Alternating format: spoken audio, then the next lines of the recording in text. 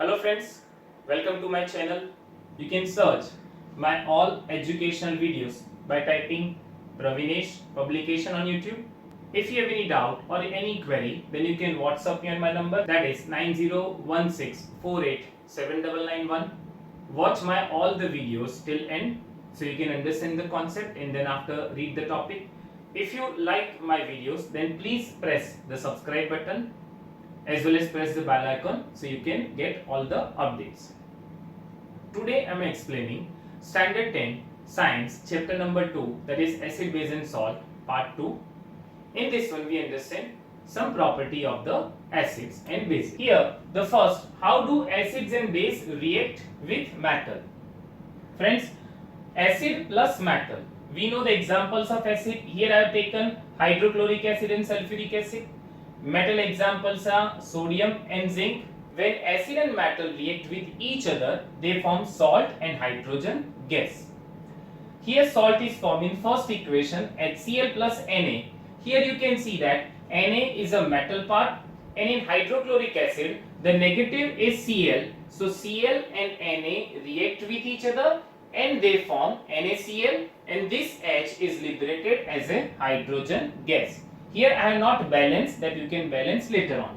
Same as the second equation, H2SO4 plus zinc, that will give you ZnSO4, that is zinc sulfate plus hydrogen gas. Here in acid the negative ion is SO4, it reacts with the Zn and it will form ZnSO4 plus hydrogen gas. Friends, in your chapter 2 acid, base and salt, two gases are very important. One is the hydrogen gas, that is H2, and second one is the carbon dioxide. Carbon dioxide we will understand in the next activity. Here H2. Hydrogen is very important gas. Here in textbook on your screen an activity is given. You can see in the activity, that is activity 2.3. You can see in the diagram, in a test tube we have taken dilute sulfuric acid and zinc granules. Here friends, why we have taken zinc granules? So it increases the surface area and the chemical reaction is very fast. When we have added zinc granules in dilute sulfuric acid, so you can see that from the delivery tube a gas is created which is collected in a soap solution, and some bubbles are created, and these bubbles are of hydrogen gas. How to check this hydrogen gas? When you bring the burning matchstick near this gas, this will create a pop sound. So you can say that the gas created is hydrogen. So this is a checking process of the hydrogen. Now next, base plus metal, so that will also give salt plus hydrogen gas. Here acid and base, they both react the same way with the metal. Here the base is sodium hydroxide. When it reacts with the zinc, it will give you compound Na2ZnO2. The name of this compound is sodium zincate. This is very important to remember, and plus hydrogen gas. Now on the other hand, metal carbonate or metal hydrogen carbonate, when they react with the acid, they give you salt plus carbon dioxide plus water. Friends, before understanding this activity, you need to understand this word carbonate and carbon dioxide. You can see on the reactant side there is carbonate. So on product side compulsory we will get the carbon dioxide. Whenever we have any carbonate component present in the reactant, we will definitely get carbon dioxide on the other hand. Same way, if we have a carbon dioxide on the reactant side, we will get the carbonate compound on the product side. Now here metal carbonate, that is sodium carbonate, the formula of sodium carbonate is Na2CO3. When it reacts with the hydrochloric acid, it will form sodium chloride, that is a salt, plus water plus carbon dioxide. Metal hydrogen carbonate, that is sodium bicarbonate, or we can say that sodium hydrogen carbonate. When it reacts with the hydrochloric acid, it will form salt, that is NaCl, plus water plus carbon dioxide. So metal carbonate or metal hydrogen carbonate, they both react the same way with the acid. Now how to check the gas produced, that is carbon dioxide? See, CaOH twice, that is calcium hydroxide, that is called a lime water. When you pass carbon dioxide into lime water, that will give you calcium carbonate, which is a white precipitation, a white solid substance, and water is created. So when you add carbon dioxide into lime water turns milky, that is due to formation of calcium carbonate. So this is a checking process of carbon dioxide gas. Further, you add more carbon dioxide in calcium carbonate, so that will give you soluble calcium bicarbonate. So this is the activity when metal carbonate or metal hydrogen carbonate react with acid. Now friends, next property. What happens when acid and base react with each other? Friends, acid plus base gives salt plus water. Here we have taken the example of acid, that is HCl. Always take very simple example. Base, that is NaOH. We know that when they react with each other, you can see that in acid the negative component is Cl, and in base the positive element is Na. They both react with each other and they form a salt, NaCl, and the H and OH they form water, that is H2.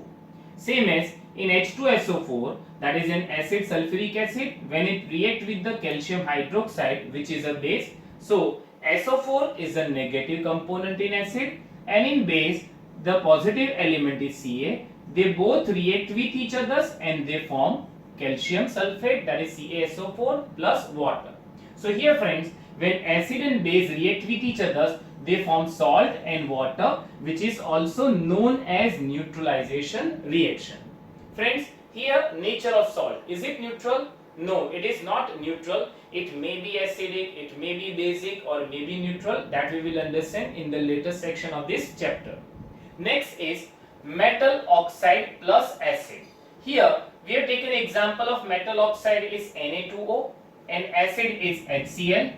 So same as in acid, the negative part is Cl and the positive element is Na. They both react with each other and they form salt plus water. Here friends, in both the case, acid plus base, salt plus water, metal oxide plus acid is also salt plus water.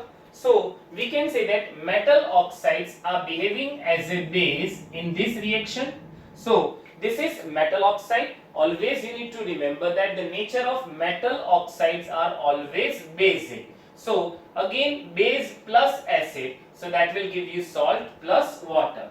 Same as non-metal oxide plus base, that also give you salt plus water. Here non-metal oxide, example of non-metal oxide we have taken CO2. Base is NaOH, that will give you salt plus water. So we can say that this CO2 behaves as a acidic in nature.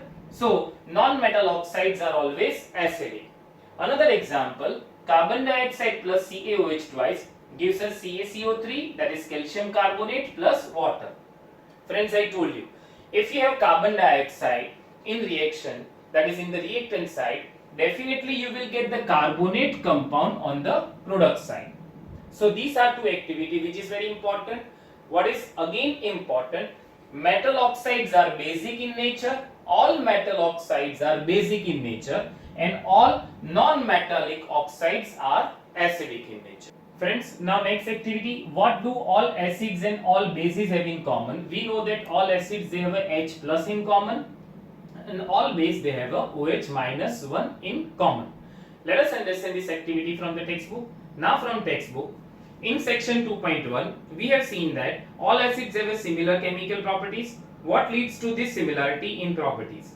We saw in activity 2.3 that all acids generate hydrogen gas on reacting with the metal. So hydrogen seems to be common to all acids. Let us perform an activity to investigate whether all compounds containing hydrogen are acids. Now in figure 2.3 you can say that we have taken some acid solution, that is dilute hydrochloric acid, rubber cork, iron nail, and we have completed the circuit.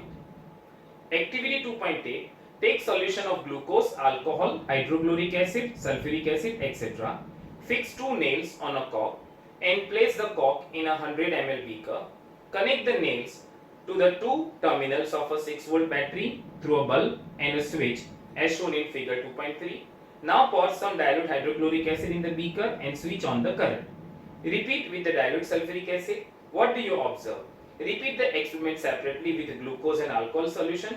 What do you observe now? Does the bulb glow in all cases? Friends, here in this activity we have taken hydrochloric acid, sulfuric acid, glucose, that is C6H12O6, and alcohol, any kind of alcohol we can take, C2H5OH. So this is ethanol. So here in this activity the bulb will glow in case of hydrochloric acid and sulfuric acid.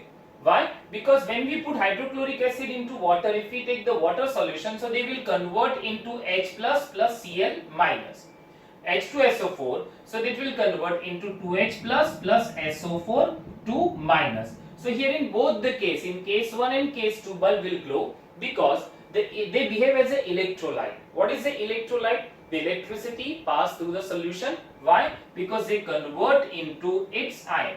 Now second two case, this is glucose and this is alcohol, that is ethanol we have taken. They both contain hydrogen, but in this case the bulb will not glow. Why? Because they do not liberate any ion. So this hydrogen is fixed in that compound which cannot be ionized. So what we can say from this activity? All acids have H plus in common. Now from textbook, the bulb will start glowing in the case of acids as shown in the figure 2.3. But you will observe that glucose and alcohol solutions do not conduct electricity. Glowing of the bulb indicates that there is a flow of electric current through the solution. The electric current is carried through the solutions by ions. Since the cation present in acid is H plus, this suggests that the acid produces hydrogen ions, that is H plus Aq in solution, which are responsible for their acidic property. Repeat the same activity using alkalis such as sodium hydroxide, calcium hydroxide, etc. What can you conclude from the result of this activity? We can say that all bases have OH minus in common. Now friends, next is what happens to an acid or a base in water solution. Friends, we know that these acids, they can be in the solid form, liquid form, that is aqueous, or in gaseous form. Same as base are in three states, that is solid, liquid or gas. We know that base turns red litmus paper to blue. If we take a solid sodium hydroxide, that is solid NaOH, and if we dip a litmus paper, that is red litmus paper, into this solid base, so it will not turn into blue color. Why? Because acid and base, they show their property only in aqueous medium, that is in the liquid medium. Now activity 2.9, take about 1 gram solid NaCl in a clean and dry base tube and set up the apparatus as shown in the figure 2.4. Add some concentrated sulfuric acid to the test tube. What do you observe? Is there a gas coming out of the delivery tube? Taste the gas evolve successively with dry and wet litmus paper. In which case, does the litmus paper change color? On the basis of the above activity, what do you infer about the acidic character of one dry HCl gas and second HCl solution? Now friends, in figure 2.4, you can see that the gas coming out from the delivery tube is hydrochloric acid, that is HCl gas. But when you bring a dry litmus paper, at that time this gas will not show any acidic property, it will not change the blue litmus paper to red. But now if you moisten the blue litmus paper, HCl gas will change the blue color to red of litmus paper. So by this activity we can suggest that acid or a base, they show their characteristics property only in aqueous medium. This experiment suggests that hydrogen ion in HCl are produced in the presence of water. The separation of H plus ion from HCl molecules cannot occur in the absence of water. You can see the chemical reaction. HCl plus H2O gives us H3O plus Cl minus. Hydrogen ions cannot exist alone, but they exist after combining with water molecules. Thus, hydrogen ion must always be shown as H plus Aq or hydronium ion H3O plus. Friends, basic knowledge, we have a sodium, that is Na. Its electronic configuration is 281. So it will donate it 1 electron and it will become Na plus. So that is positive ion. Now hydrogen, it has 1 electron in its outermost orbit. So it will donate and become H plus ion and plus electron. Friends, in nature, any element do not donate their full electron. So existence of H plus ion is not possible. So what happens when you dilute any acid into water? So when we dilute acid into water, the created H plus immediately react with the water and it forms H3O plus, and this H3O plus is known as hydronium ion. So existence of H plus is not possible. Instead of H plus, we have a H3O plus, which is known as hydronium ion. We have seen that acids give H3O plus or H plus aqu ion in water. Let us see what happens when a base is dissolved in water. You can see on your screen NaOH. When you dissolve in water, it will give Na plus plus OH minus, same as other examples are given in textbook. So now we have identified that all acids generate H plus Aq and all bases generate OH minus Aq. We can view the neutralization reaction as follows. Acid plus base gives us salt plus water. HX plus MOH gives us MX plus HOH. Here X, that is any halogen, chlorine, bromine, fluorine, iodine, that is it forms the acid. M, that stands for any metal element, example sodium, zinc, aluminum, etc.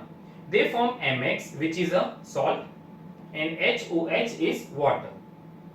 H plus Aq plus OH Aq gives us H2. Now friends, activity 2.10, that is dilution of acid and base. Friends, these acids and base, they are very concentrated. In some applications we need to use concentrated acid. In some application we need to use an aqueous solution. Aqueous solution means what? We need to dissolve this acid or base into water. Dissolution or dilution of acid and base is highly exothermic process. Much amount of heat is evolved. It can be dangerous for the person who is doing experiment. So what we need to do? Do we need to add acid into water or we need to add water into acid? For that, I have one simplification. Write A, B, C, D in vertical, that is alphabet in vertical. If you write the full ABCD till Z, so you can say that W is in bottom part. So A, that is at the upper part, and W is at the lower part. So always we need to add acid into water. How we can remember? By this method we can remember. In board exam, sometimes they will ask you what we have to do to dilute the acid or base. We need to add acid into water or water into acid. If you add water into acid, suppose you have taken acid into a flask, and if you add 1 or 2 drop of water into it from the upper part, so it is highly exothermic, it can splash out the flask, it can break the glass, and acids can fall onto your skin or onto your cloth and it makes some dangerous effect on you. So always we need to add acid into water, which is a less exothermic process. So by this way we can remember, always we have to add acid into water or base into water, which is a less exothermic process.